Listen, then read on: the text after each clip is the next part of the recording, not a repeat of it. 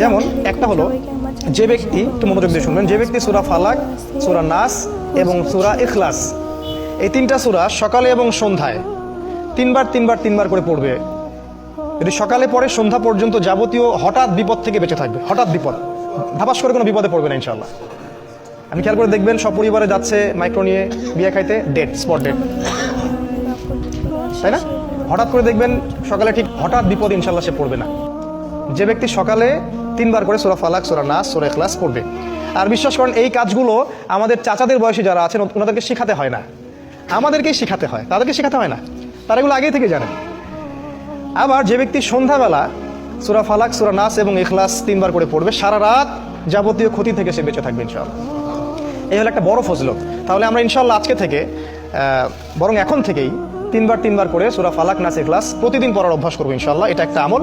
দ্বিতীয় একটা ফজিলত হচ্ছে, ঘুমানোর পূর্বে যখন বিছানায় যাবেন, অনেকগুলো সুন্নাহ আছে, বিছানা ঝেড়ে নিতে হবে, লাইটস অফ করা, প্রয়োজনে পারলে উজু করবেন, আয়াতুল কুরসি পড়বেন, তাসবিহ তাহলিল করবেন, পারলে সূরা মুলক পড়বেন।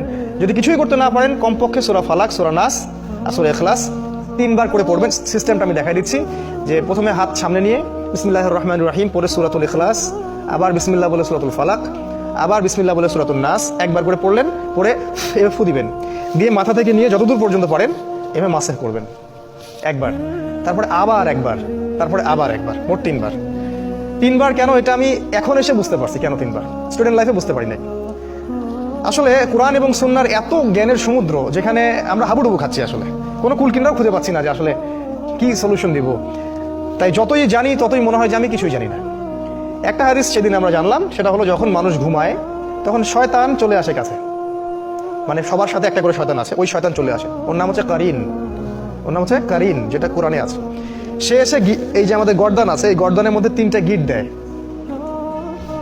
এবং প্রতিটা গিটের সাথে সে বলে, তোমার সামনে দীর্ঘ রাত, তুমি ঘুমাও, তোমার সামনে দীর্ঘ রাত, তুমি ঘুমাও, তোমার সামনে দীর্ঘ রাত, তুমি ঘুমাও, আরামে ঘুমাও।